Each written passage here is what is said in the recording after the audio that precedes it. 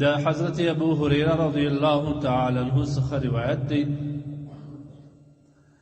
دا وی ما په خپل د الله د رسول صلی الله علیه وسلم څخه واوریدل چې دا به ویل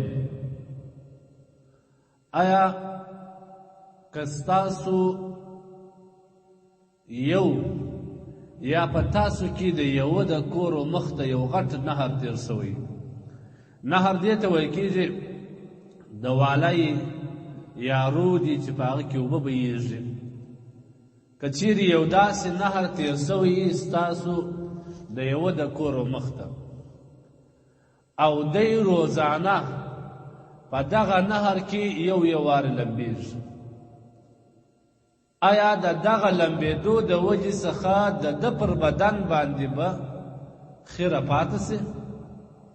صحابه وویل چې یا رسول الله چې 5 وارې لمبیږي او اوبه هم صفا اوبه وي نو به هېڅکله د ده پر بدن باندې خیره نسي پاته قال فكذلك مثل الصلوات الخمس همدغه مثال د 5 لمنځو دی یمحو الله بهن الخطایا الله په هر لمانځه باندې د 2 لمنځو په مابینځ کې چې کوم وقفه راغلې ده په دې وقفه کې چې کومه ګناه سوې ده الله تبارک وتعالی په دې معافوي یمحو الله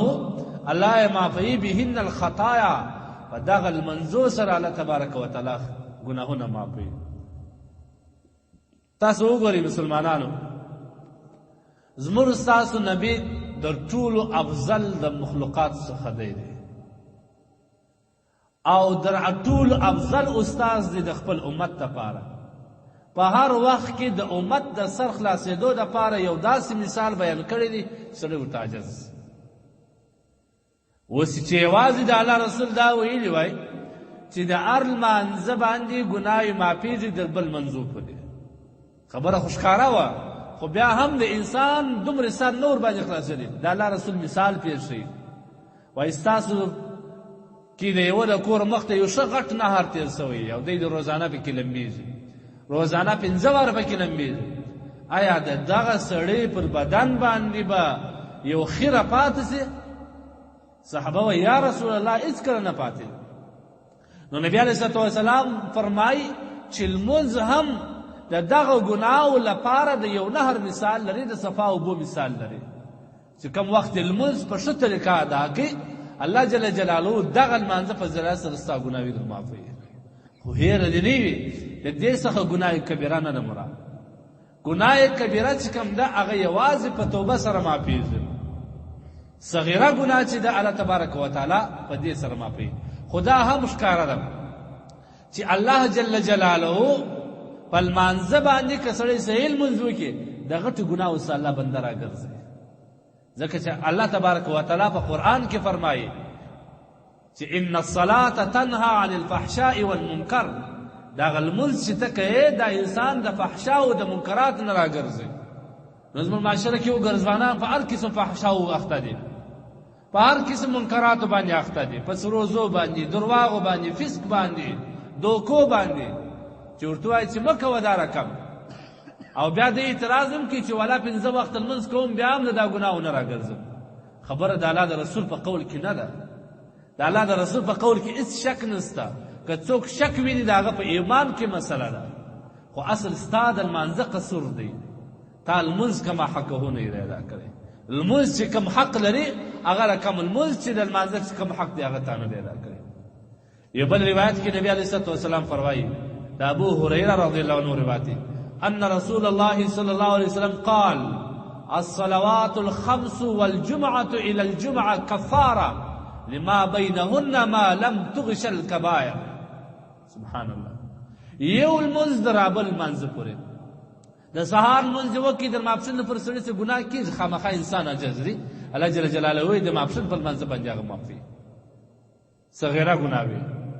او په دغه لمانځه کې چې سړی کوشش وکړي توبه وباسي د کبیره ګناه څخه هم ځان خلاصولی شي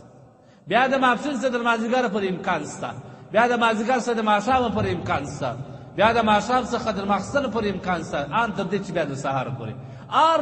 وخت چې د ګناهو امکان وي په هغه پسې لمونځ الله ایښی دی المونځ چې کوم دی هغه د خطایاو دپاره دی ان تر دې چې یوه جمعه د بلې جمعې پورې د یوې جمعې لمونځ دې وکړي د بلې جمعې پورې ته بله جمعې لمونځ کوې دا ټوله جمعه چې کومې ګناهونه ستاسو سوي دي الله دې معافوي. نو لمونځ د ټولو زیات په لمانځه کې کمزوري زموږ ځوانه طبقه خو دې ته په هېڅ نظر نه ګوري. حال دا دی چې په هر حدیث په کتاب کې پر هیڅ باندې دومره زور د احادیثو نشته د الله د رسول صلی الله علیه وسلم د طرف څخه پر یو عبادت باندې دومره زور نه دی راغلی لکه په لمانځه چې راغلی. او کوم وخت چې لمونځ د انسان کې کالي پیدا کړي بیا دغه سړي سره د هر قسمې ګناه او خطره شته ان تر دې چې د قتل خطره هم د دې سړي سره پیدا کېږي. ولې د الله تبارک وتعالی ستاینه پرې ایښې ده د الله جل جلاله ته د خپل تندی پر سجده نه ایږدي سرکشي کوي د سرکشي سره نو قتل هم تړلی وي ګناه کبیرې سخت ګناه ورسره تړلی دی. یو بل روایت کې د ابو سعید خدري روایت دی دی فرمایي انه سمع النبي صلی الله علیه وسلم یقول چې نبی علیه الصلاة والسلام څخه ما په خپله واورېدل چې ده به ویل الصلوات الخمس کفارة لما بینها پنځه لمنځونه د پنځو لمنځو په مابینځ کې د دغه ګناهو لپاره کفاره ګرځي. قال يا رسول الله قال رسول الله صلى الله عليه وسلم أرأيت لو أن رجلا كان يعتمر دا بیا بل مثال پیش دی د رسول و یو کس دی هغه په بازار کې کار کوي خو د بازار او د ده د کور په مابینځ کې یو غټ ښایسته واله به ایږي یا نهر به ایږي یا رود به ایږي. دی چې کله بازار ته ځي پر دغه رود تېرېږي دی چې سهار ځي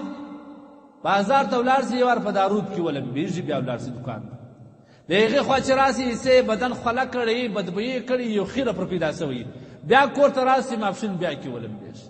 بیا ولاړ سي بازار ته بیا یې کار کړي یو څه یې خوله کړی کالي په خوله باندې لړلي بدبویې پیدا کړي بیا راسي ان تر دې چې په ورځ کې 15 واره داسې راسي. آیا د دې سړي پر بدن به بیا د کومې یو خلخلې اثر پاتې سي د دې سړي پر بدن باندې به د بدبویې اثر پاتې سي